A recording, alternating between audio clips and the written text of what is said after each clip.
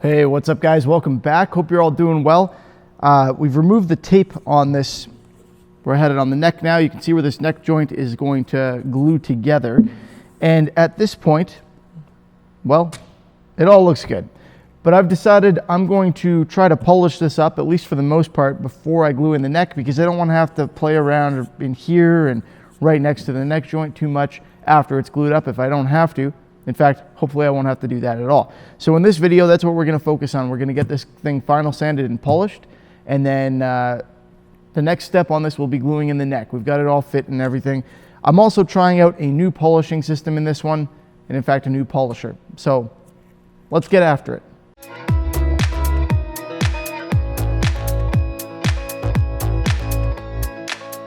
So before jumping into the polishing stages, it's important to make sure, I think, that your neck fits properly. You don't want to have to sand it and stuff like that afterward. So make sure that you've got that all set up, that your joint is what you want it to be. On this one, I needed to kind of jam some sandpaper under there and push this into place and pull it out a few times with the sanding side against the neck. So that's ready to glue up. Finish actually looks awesome, I think, but we're going to get it polished up a little bit. And part of that, again, is because I want to try out my new polishing system. And part of it's just because it seems like the right thing to do. And I think there's one hair in this finish that needs to come out. So I need to sand that. So what we're going to do is our typical color sanding, if you will. We're going to start with, because of how smooth this is, probably 1500. And then a quick go at 2000 grit, maybe higher, probably not. And then we'll move over to my new polisher, which is, unlike my usual setup, an actual pedestal polisher. This guy, pedestal buffer, I guess is what you would call this. So this is the 8-inch low speed long shaft buffer from Rikon. Rikon? I don't know. R-I-K-O-N. You can get these in a number of places. So if you're interested in this, if you think it looks like it works well, which I'm hoping it will for this project, I've tested it out once and it seemed to work fine, but I just got it. You can get it in the Solo Music Gear link in the description or in the Amazon link in the description under the buffing supplies and tools. So check it out there if you want. Those are both affiliate links, so if you do pick it up from there, it helps me out. But yeah, there are probably plenty of different options like this that you can pick up. This just happens to be the one that I got and the one that Solo has. I also have a different set of wheels that I'm probably going to try on it as well. But first things first, we need to get this guy sanded and ready to actually polish. So let's get on with that, shall we? All right, I'm starting with my 1500 grit. This thing's had about a month to dry since I did my lacquer clear coats. I've tried to keep them very thin because this is an acoustic guitar, so I don't have a ton of room to work with here to buff through. If I go too hard, I'm just going to end up burning through the finish. So we'll start off with the 1500 here. Luckily, this is quite smooth. It went quite well, so this shouldn't take too much sanding to get this to the level of smooth that I want it to be at.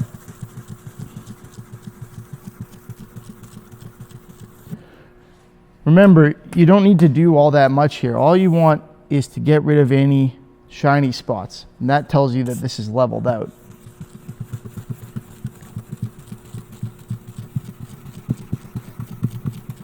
And if you're going in with two different grits, then, I mean, you should still try to take out all the shine on your first pass with your first grit, but you don't absolutely have to. The second one will take out the rest. It will take out a little bit afterward. And if you're going through a multi-step process where you're starting with like 800 grit, if you've got more orange peel, and you're working your way up to 4000 grit or something like that, then you've got some leeway there too, but there is more chance of basically something going wrong and you burning through the finish if you're using 10 different grits. So you do have to be careful. That process is more commonly used on thicker finishes like automotive polyurethane.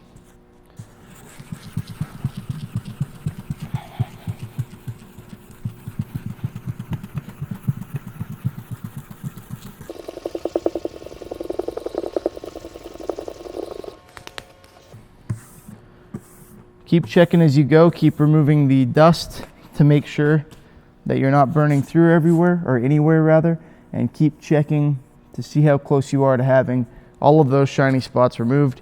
You can see I'm making progress, but we're not quite there yet. So we will continue, well, right now. Obviously, you guys all know what sanding looks like, so we're going to speed this up a whole bunch to get through it. I'm still just going in with that 1500 grit to level everything off, checking it periodically, trying to make sure I don't sand it too thin, but also make sure I get rid of all the orange peel. You'll see I'm sanding mostly in one direction. There are kind of some mixed theories on whether that matters. Some people think it's very important for polishing, others don't. I don't necessarily think it's that important when you've got a sealed wooden surface. I mean, you don't need to sand with the grain. There is no grain. It's already painted. But regardless, that's what I'm doing here, and it tends to work fairly well. I do change directions a few times to get into some of the areas where sanding along the length of the guitar doesn't make sense. So you can see me doing that here to get around the bridge tape and all of that. But mostly, I try to stick to the single direction, more out of convenience than anything else. You can also sand with an orbital sander, which obviously doesn't go all in one direction, and that tends to work just fine as well. So I wouldn't worry about it too much, but yeah, some people think it's very important, so what do I know, right? Anyway, we finish up the front here with the 1500 grit. I'm doing this at, I think 300% speed in this video, and you'll see me clean this off on my jeans repeatedly. That tends to help keep some of the dust out and make the sandpaper last a little longer, or you can blow it off with a compressor, which works even better. But I do eventually end up having to change sandpaper here. You know, the rule of thumb with sandpaper, I think the saying goes, use it like somebody else is paying for it, because it does speed things up, it gives you a better finish, and you avoid having, you know, little finish pilling build up on the sandpaper that creates scratches. So I end up changing that after not too long, finish up the front, and then move on to the back. Don't worry, I won't make you watch me sand the whole back of the guitar as well. That seems very unnecessary. So here's what we're left with after 1500 grit. You can see it all looks nice and uniform, no shiny spots, or essentially no shiny spots. And you can probably polish straight from that, depending on what kind of polishing method you're using. So that is good to go, but just to make things a little easier at the polishing stage, I go in with some 2000 grit and finish it off. You'll see me do that in a second here. And as you watch me sand it with the 2000, this is the Mirka Abralon 2000 grit, available in the Amazon link in the description. You can see this stuff, this finish almost start to get a semi-gloss or a satin sheen because of how smooth it is. Keep in mind, and we'll come to know this all too well, but polish and buffing compound are abrasives. So really what they do is they just add a very, very fine abrasive. And that's what you do as you work your way up the grits as well. So for the buffing, I'm starting with the back of the guitar, which I've similarly sanded to 2000 grit. And I'm using some medium cut compound from Menzerna. I'll have my fine compound on the right there. Make sure you use a separate wheel for each type. Very important. You don't want to have to clean them off after, so keep that in mind. Now, the trick here, if you will, is to just kind of go, or at least I think the trick is to go nice and steady, but keep this thing moving, and don't leave it in one space too long, one spot. Don't work on the same area for too long, and don't push too hard. That's how you avoid running into trouble. And you will see in a minute here, not on the back, but on the front of this guitar, I run into a little bit of trouble because I get impatient and I don't quite do that. So we'll speed this up to, you kind of get the idea. It would be nice if I had a setup where I could hang this buffer upside down. I think that would work. Just because of the way that these spin, you don't have a ton of room. Having the long arm there on it helps, obviously. Like, you can reach the entire guitar, but you gotta move it around in a bunch of different ways. So if you can set it up upside down, that would probably be more helpful. You don't want to hold this thing on top. You can go vertical, but you don't want to hold the guitar, and hit the top of the buffing wheel, because if it ever gets pulled out of your hand, it'll shoot it right at you. So that's not ideal. Maybe I'll come up with a setup to make this easier on me, but for now, this works. So that's, kind of what you could see what the back looked like with a little bit of polish on it. There's a lot of polishing residue that I haven't cleaned off yet, but I will at some point, and I'll show you kind of what the finished product looks like, rather. Here is us starting on the front, and I'm going to slow down the video to normal speed in a moment here, so you can see, well, what not to do. But for this part, I've still got it sped up. It's working fine. All is going well, and at a certain point here, I decide that it's going well, but it's not going fast enough for my liking. And so I try to speed up the process. by slowing down how fast I'm moving. And that is not what you want to do. So this is, this is how it looks after the cutting compound. It looks good. It's going well. And this is where my confidence gets a little too high. And here you'll see me kind of slow down and screw this thing right up, basically. It's not that bad, but you'll see what we end up with. So when I tested this buffing system, I did it on polyurethane. Polyurethane's a lot more durable and a lot more resistant to this. But as you polish, you basically heat up the finish, and it's not that difficult to burn some of it off. So this is at regular speed, this section of the video. So far it looks good, and I just decided that I want to get it a little more glossy, a little more quickly here before moving on. And that is where, right there, where I burn through a little bit. And I'll show that to you more closely, but you can see right next to the rosette there, right next to where the neck goes in, I ended up burning through the finish. So we'll speed up a little bit here as I reload this thing. And for now, I just kind of keep polishing the rest of it, because I'm not even sure at this point if I had noticed that there was a burn through. It certainly wasn't there in the sanding, but I finish off the front here, and then I will show you the moment where I go, oh boy, I've gone and screwed it up, which is coming up pretty quick here.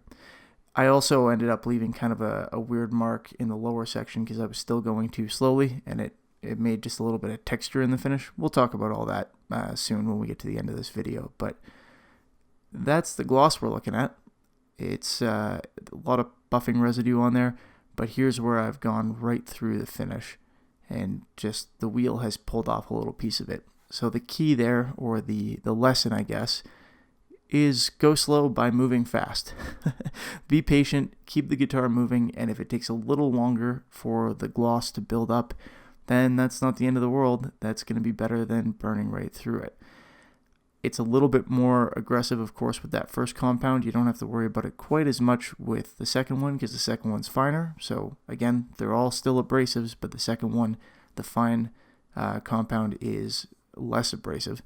But you've already probably removed some finish, a very small amount of it, with the medium cut. So when you come in with your fine abrasives, you still have to be careful. And this goes for pretty much any type of polishing. I mean, it's tough to burn through a finish by hand. And it's a little bit difficult to burn through one with a foam polishing pad on a buffer, but with any kind of wool pad or anything like that, you certainly can, and it's actually pretty easy, so got to be careful. Okay, so I'm getting this cleaned up, and then I'm going to do my final fine cut on the front. You can see the gloss is building up pretty nice there, except the guitar, of course, needs to be cleaned, which I haven't done yet, but I'll be getting to that shortly, and in the next video we'll see what all that looks like and get this thing assembled, subject to a vote that I'm going to make you guys take, or ask you to take, at the end of this video in a couple minutes here. So I'm going to speed up the rest of this. You can see me quickly finish this off, and then we'll get to a final look at this thing and me asking you guys to basically pick a repair, so to speak.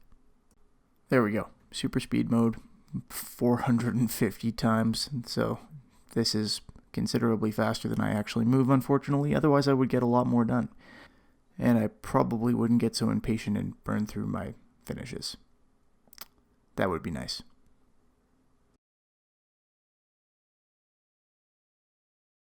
Well, that was fun, actually.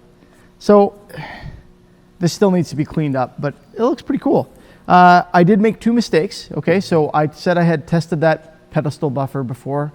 I have once, and I was using it on polyurethane. And polyurethane, like automotive finish, 2K, is a lot more durable, a lot harder than lacquer. So I went too slow. I got impatient and went too slow. I know that sounds backward, but if you move quickly, you run less risk of burning through. If you slow down too much when you're buffing, it will burn through. And if you push too hard, it'll burn through, particularly with the medium compound. Less of a risk on a harder finish, but lacquer is a very soft finish. So a little bit more, pardon me, a little bit more risk there. And yeah, I fell prey to that, if you will. I need to clean this. There's residue on this thing. Anyway, so I've got two problems. I've got a burn through here, which is now polished up. And I've got a mark down here where it looks almost like this. I've got polish residue everywhere that I need to take off here, but It looks just like a very minor, almost brush stroke type thing. So I'm faced with kind of a weird situation where, because I've done an age finish here, I want to do the repair work on these, but I also don't want them repaired because I think they're going to look really cool. So I'm going to do a happy medium. I'm going to leave the easy one, the brush stroke thing, because I just think it really adds kind of a nifty little piece of character. And because it's super easy to fix, you would just add a little extra thinner, spray over it lightly, sand and polish again. But this one, because it has removed the amber and gone right down to the wood, and because I think it'll be more helpful for you guys, I'm going to do that repair. So that I will fix, and I'll show you guys how I do that. I guess the question becomes, do I fix it now, which would be the logical thing to do, or would you guys rather see how I fix it with the neck already in, as though you had done some damage like this with a fully assembled guitar? So that becomes a question. Let me know in the comment section below which one you would prefer, and I'll kind of generally tally up the votes and do whichever one you guys vote on. Now, these are Airways buffing pads. I think I might not have gotten quite the right type. You may be able to tell I'm not really experienced with these types of buffers, but I think they're the right thing here. They just have kind of like an angle grinder interface on them. So I'll see if I can get these to work. I think these might be a little bit less aggressive and might give me a little bit more leeway next time I'm buffing lacquer. So I'll keep that in mind. And in fact, you know, I really like the sides of this the way they are, but I might test these guys out on the sides just because I might, just to test them out. So we'll see. I think that's about it for this one. So as always, guys, thanks for watching. I hope you enjoyed the video. If you did, please feel free to give it a thumbs up. I would appreciate it. I would also appreciate it if you subscribe so you can see how the rest of this project turns out. And yeah, thanks again. Have a good one. I'll see you next time.